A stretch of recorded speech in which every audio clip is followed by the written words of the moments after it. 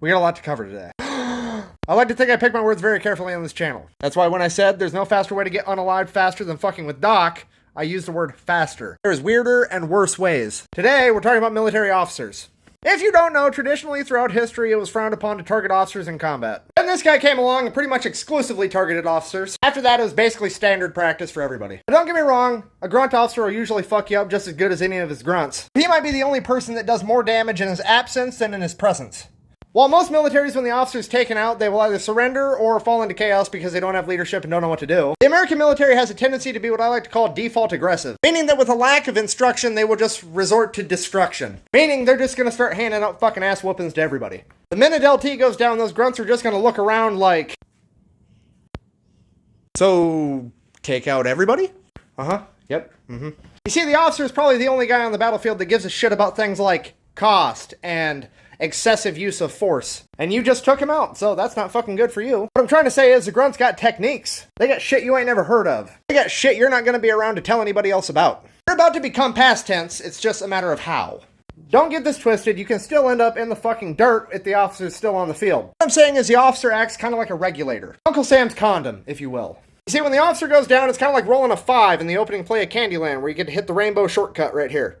Except instead of getting a head start in the game, we're just jumping straight to all the weird, irregular shit these grunts can come up with. You know, all the shit Geneva never thought of. But to find out the hard way, it's never a war crime the first time. I can't stress this enough, this is not synonymous to only grunts. For example, does anybody else remember a couple years ago when the United States Air Force decided that they needed to drop the Moab Bomb? Moab being an acronym for Mother of All Bombs. The bomb that's 30 feet long and 22,000 pounds, 18,700 pounds of which was straight TNT. Bomb so fucking big, the only way they had to deliver it was by pushing it out the back hatch door of a fucking cargo plane. And while I can't be sure, I'd be willing to bet my lunch money that the Air Force officer was out that day and some E4 got to make the call on what they were dropping. When the grunts called for fire and reported that there was enemies on the mountain, E4 said something like, "Fuck that mountain. We'll just get rid of it."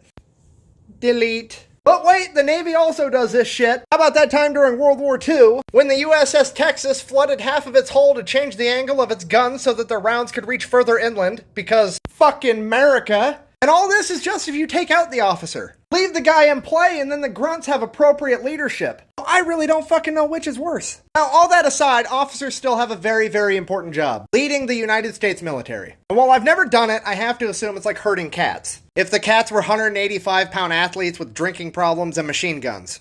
So, in conclusion, if you're an enemy of America, I really don't know what the fuck you should do about the officers, because you're gonna get fucked up either way. Thank you for watching this video, I hope you enjoyed it. If you'd like to buy me a beer, there's a link to my beer fund in my bio. Thank you for your service. Holy fuck, I'm out of shape.